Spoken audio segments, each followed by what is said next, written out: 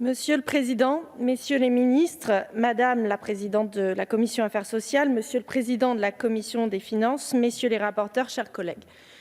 Nous ouvrons ce débat d'orientation des finances publiques avec un constat, celui de la forte dégradation de nos finances publiques.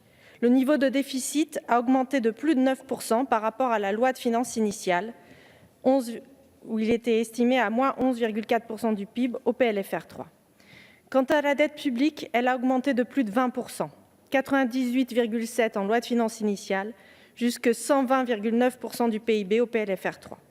Alors même que la loi de programmation des finances publiques 2018-2022 prévoyait pour 2021 un déficit public à moins 1,2% du PIB et un niveau d'endettement public de 94,2%.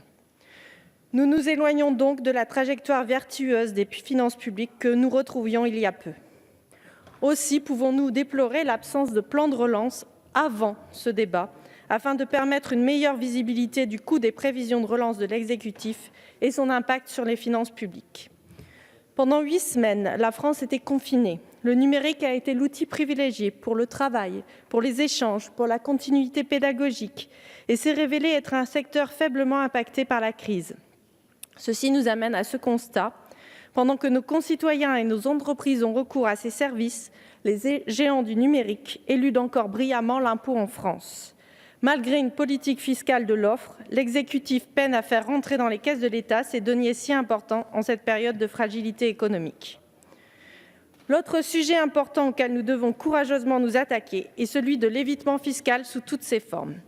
Déjà en 2019, les efforts du gouvernement, notamment grâce à l'amélioration des outils de détection de fraude comme le data mining, l'aménagement du verrou de Bercy, la collecte des informations publiées sur les réseaux sociaux ou les plateformes de commerce entre particuliers, ont permis de récupérer 10 milliards d'euros. Nous saluons ces efforts, tout en rappelant que les pertes fiscales dues aux pratiques illégales sont estimées entre 60 et 80 milliards d'euros par an en France. C'est dire l'ampleur du phénomène et son impact sur nos finances publiques. Il s'avère aujourd'hui nécessaire de porter davantage ces combats au niveau européen par la mise en place de directives fiscales et d'outils rénovés. Et l'actualité récente le rappelle encore une fois. Parallèlement à la lutte contre les transferts de patrimoine vers d'autres pays aux régimes fiscaux plus avantageux, messieurs les ministres, chers collègues, nous devons également assainir notre système fiscal de plusieurs niches en matière d'impôt sur les sociétés. Je pense notamment aux travaux de ma collègue Émilie Cariou sur la niche Copé et le régime Murphy. La politique fiscale de l'offre entamée par le gouvernement depuis le début du quinquennat, avec une trajectoire à la baisse vers 25% du taux de l'impôt sur les sociétés, doit s'accompagner d'une parfaite maîtrise des différents boucliers fiscaux qui existent dans notre droit. S'agissant de la reprise économique, après le rebond enregistré au mois de mai, on assiste au mois de juin à une nouvelle progression de l'activité, bien que certains secteurs aient encore du mal à se redresser. Hébergement, restauration. Si la stabilité des prélèvements obligatoires, impôts et cotisations sociales peut s'entendre dans ce contexte de reprise, notamment pour nos PME, TPE et artisans, le soutien accordé par le gouvernement à travers les plans de relance doit s'accompagner d'exigences environnementales et sociales fortes. La puissance publique ne peut s'appuyer uniquement sur le bon vouloir des entreprises au risque du greenwashing. La transition écologique de notre économie est une nécessité pour redonner confiance aux ménages, qui sont un moteur essentiel pour la reprise économique, pour orienter les investissements des entreprises et entamer durablement le redressement de nos finances publiques. C'est avant tout la demande de nos concitoyens. En témoignent les résultats des dernières élections municipales ainsi que les conclusions de la Convention citoyenne pour le climat. Le groupe Écologie, Démocratie et Solidarité a déjà fait plusieurs propositions, y compris au sujet de l'impôt solidarité qui fonde notre pacte républicain. À situation exceptionnelle, la contribution exceptionnelle de certains acteurs doit être étudiée, comme cela avait été mis en place notamment pendant la crise de 2008, via la taxe exceptionnelle sur la réserve de capitalisation des acteurs de l'assurance par le gouvernement de François Fillon, sous la présidence de Nicolas Sarkozy, dont l'ombre ne cesse décidément de planer sur cet hémicycle et ailleurs. Cette demande citoyenne de transition durable doit être prise en compte maintenant, dans le plan de relance et dans le projet de loi de finances 2021 à venir. C'est pourquoi le groupe EDS réitère ici la nécessité de soutenir massivement les investissements des collectivités locales dans la transition écologique et solidaire, à travers au moins 5 milliards par an sur 3 ans pour la mobilité, les transports, l'aménagement urbain et rural, la rénovation des bâtiments, le changement de modèle agricole et la sortie des pesticides, ainsi que pour la protection de la biodiversité, des ressources et des sols. La proximité permet des projets innovants, agiles et adaptés au territoire. La commande publique est un levier formidable. Les élus sont prêts à agir, notamment dans les Hauts-de-France. J'ai pu le constater à Steinvort, dans ma circonscription, autour d'une réunion organisée avec Xavier Bertrand. Donnons aux collectivités les moyens de l'action immédiate.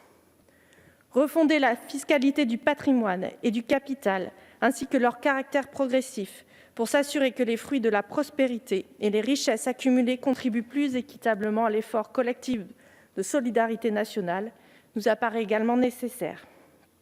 Réintégrer les liquidités dans un impôt sur le patrimoine, imposer les dividendes provenant des paradis fiscaux, rehausser le prélèvement forfaitaire unique, remettre en cause les niches fiscales favorables aux plus fortunés, comme celles encourageant la dépendance aux énergies fossiles.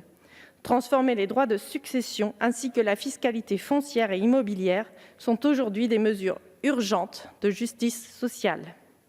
Alors que nous sommes à l'avènement de la création d'une branche autonome, qu'un plan de relance ambitieux est attendu, ne faisons pas l'impasse sur les recettes nécessaires pour repenser notre croissance et notre société. La crise sanitaire a augmenté le niveau de la dette publique de plus de 20%. Mais avant cette crise, ce niveau d'endettement était déjà beaucoup trop important. En effet, les différentes politiques publiques mises en œuvre successivement ont dégradé l'état de nos finances publiques. Faites-moi de bonnes politiques et je vous ferai de bonnes finances. Je cite ici le baron Louis en son temps. Certes, cet homme est une autre époque, mais sa citation reste d'actualité et le lien entre les politiques publiques, leur mise en œuvre et la situation de nos finances est clairement établi. L'agenda 2030 et ses 17 objectifs de développement durable sont les outils adéquats pour repenser nos politiques publiques, leur efficience et donc la résilience de notre modèle de développement face aux crises. Je reste convaincue que cet agenda est en phase avec les priorités du moment qui sont d'ordre économique, social et écologique. En témoigne le récent sondage commandé par l'association 4D sur la perception des ODD par le grand public. Le nombre de Français déclarant savoir précisément de quoi il s'agit a doublé depuis 2019 et 57% sont prêts à adapter leur mode de vie désormais. Parmi les Français, nos jeunes, nos enfants sont les plus demandeurs, eux qui semblent un peu oubliés de vos plans. Messieurs les ministres, chers collègues, vous connaissez mon engagement sur ce sujet. Maintenant, et plus que jamais, ces objectifs ont besoin d'un portage politique de haut niveau, afin de donner un signal fort à nos concitoyens et jeter les bases d'une société résiliente. Puisqu'il s'agit du débat d'orientation des finances publiques, j'appelle de tous mes vœux à la prise en compte des objectifs de développement durable dans la construction de nos politiques publiques et à leur intégration dans le processus budgétaire, afin que le budget 2021 soit une réponse appropriée aux besoins de transition écologique de notre économie, aux préoccupations sociales et à l'urgence environnementale, aux attentes de notre jeunesse. Ne laissons personne derrière. Je vous remercie. Je vous remercie. La parole est maintenant à Madame Patricia Lemoine.